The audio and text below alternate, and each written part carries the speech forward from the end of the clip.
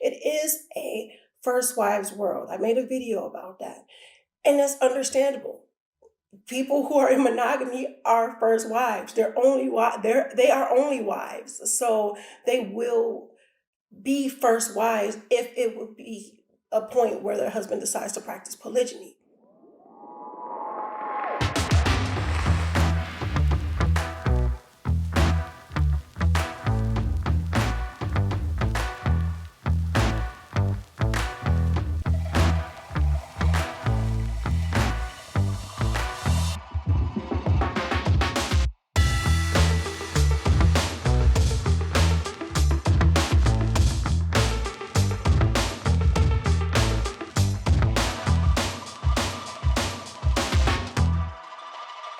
Assalamu alaikum, peace. It's your coach, Coach Nyla, one of the co-founders of Outstanding Personal Relationships, as well as co-author of the book, Let's Talk Polygyny Uncensored. And this video is going to deal with feeling unloved, unheard, unprotected as a wife in polygyny.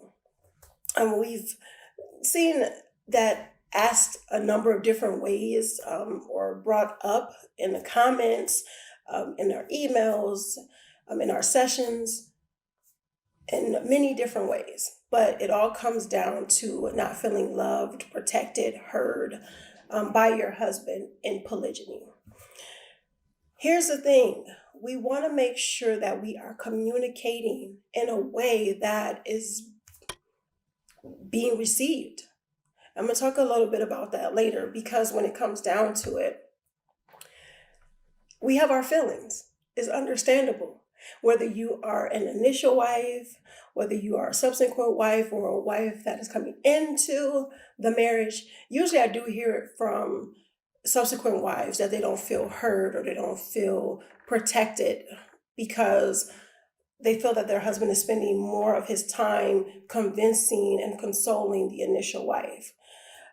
I'm seeing that a lot around the board, and in some ways it's really understandable. Not that it's understandable that someone is being left on the back burner or left on the side while another one gets the attention that society thinks that they deserve. The reason why I'm saying that is that it is a first wives world. I made a video about that. And that's understandable. People who are in monogamy are first wives. They are only wives. So they will be first wives if it would be a point where their husband decides to practice polygyny. So the world is made up of more first wives than it is of subsequent wives. So it's understandable where a lot of the focus tends to be first wife focus. However, that does not negate the fact that there are feelings on the other side. And it does go with people not understanding or not caring, whatever the case may be. And I'm calling it out for what it is, because we need to bring attention and awareness to the situation. People are people. We have our feelings, we have our insecurities, we have our dramas, our challenges, but we also have our triumphs and the things that we like and everything like that. And it's not always the same. And we know that it's not always, and we're different. So to be so focused on one end and not understanding that there is another side that needs that protection and that honor and that support, it causes an imbalance. And if we care about our team winning, if we care about our families winning, our husbands winning, we got to let it be known that that balance has to be served, even when it's against us. This is what I mean. Coach Nazir makes a comment about protecting his family from all things foreign and domestic. And I love the way he says that, because what it means is that I'm going to protect my family from outside of my family, but I'm going to also protect my family from what's going on inside the family. Families have issues. Families have disputes. Families have drama. Not all the time, but with life, you have ups and downs and ebbs and flows and highs and lows and things like that. But to have a leader that sees the big picture, that sees what's going on all around the board, and be able to differentiate where it's something that's being manipulative or something that's really being an issue or a challenge or a problem. That takes a lot in a leader. That also takes a lot as us, it takes a lot for us as wives, as women, to step out of our own emotions for a second and say, hey, is this something that's true? Meaning that, am I overreacting? Or is this something that is a valid feeling that I'm having?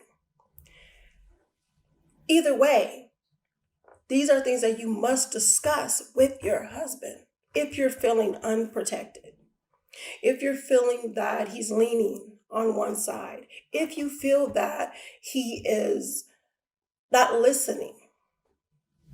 These are things you must discuss. How do you discuss these things? First and foremost, learn your learning styles.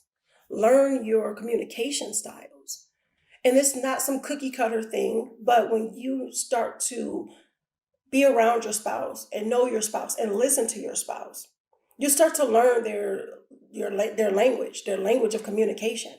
Some, it may be easy for them to see something written because all the things are out there on paper. There's no interruptions, anything like that, or on a cell phone, tablet, whatever, but it could be easier in writing. Another thing is that certain words can be trigger words. I learned one of the trigger words for Coach Nazir is don't. Like if you're trying to calm a situation down, I'm just going to give a little example. I like to diffuse situations before it happens. So if I think that it's some negative energy that's coming into my space, my initial thing is saying, don't have an attitude, don't be upset, don't, that type of thing. However, sometimes with other people, that may seem like you're trying to tell them how to feel and tell them what to do. And if you think about it and listen to it, it kind of does. But that may not be your intention. I know it's not mine, but I tend to come across that way from time to time.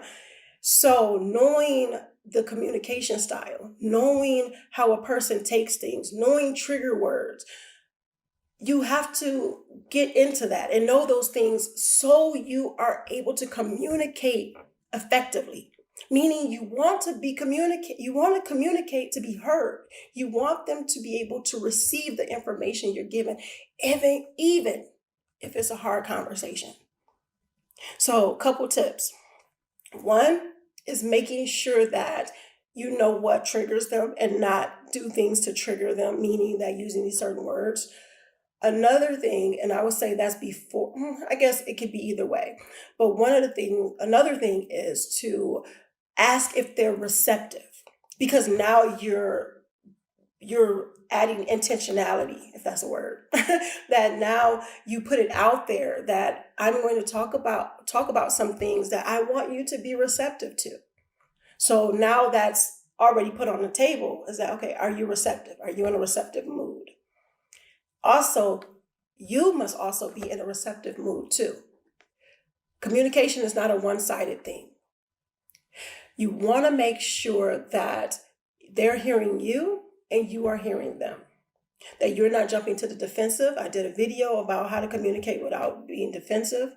So you want to make sure you are communicating without getting defensive. And if that's coming up in the conversation, then you have to have some type of word or phrase or touch to allow you guys to stop so it don't go any further down a negative path. And another thing is to understand it's a process, it's a journey. Everything is not going to happen overnight. A person is not going to just understand everything you want them to understand in one whop. That learning the styles and learning how to communicate is going to take time. It's going to take understanding. It's going to take a process. It's going to take you being willing to work on that process. And if you see that that is the case, even if it's just a little bit of an inkling of trying, then you know that you're in it to win it. and you're working for the bigger goal. But it comes with communication.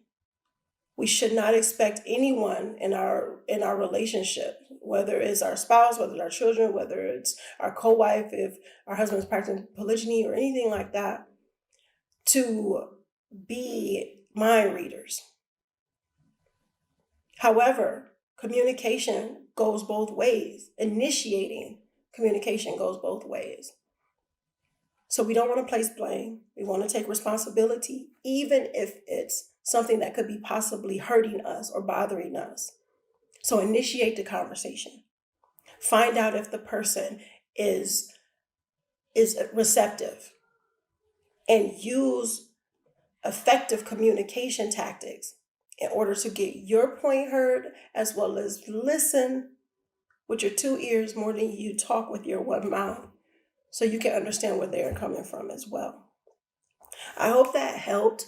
I want you guys to give me some tips of what you guys use to effectively communicate, even when it comes to the hard conversations, when it comes to feeling unprotected, unloved, unsupported by your spouse. If you ever went through that kind of conversation, or if you knew somebody that have went through that type of thing and you gave them some type of advice, good vibes only, guys, seriously, because it's really difficult. It's a challenge when you have the world against you or saying a lot of negative things, because we're in a cancel culture right now. And so people definitely was like, okay, they made me mad, forget them. Or they hurt my feelings, oh, they're canceled. Things as far as that. And it is very difficult to create loving, lasting, fulfilling relationships when we're Xing people out for every little thing that they do. So hope you guys got some great information from that. Make sure you like, comment, subscribe. You want some more information about our coaching and counseling and our other wonderful programs to help you build outstanding relationships. Make sure you check out outstandingpersonalrelationships.com/store. So until next time, make sure you are growing intentionally, loving fearlessly, and connecting on a higher level every single day. Assalamu alaikum. Peace.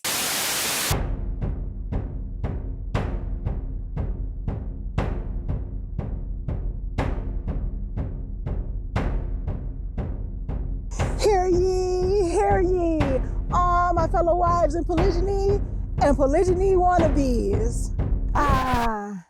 Come closer, a little bit closer. Okay. Do you really want fulfillment in your marriage? Do you want to stop the feeling of guilt because you married a married man, or because you want to marry a married man? Do you want to stop feeling like you were pushed aside, disrespected, neglected because your husband married another woman? The solution to these feelings and others lie with being intentional and courageous communication, as well as embracing your identity. If you want to find out how to gain success in these areas, check out my gratification through growth, counseling, and coaching at CoachNyla.com. And I'll see you on the other side.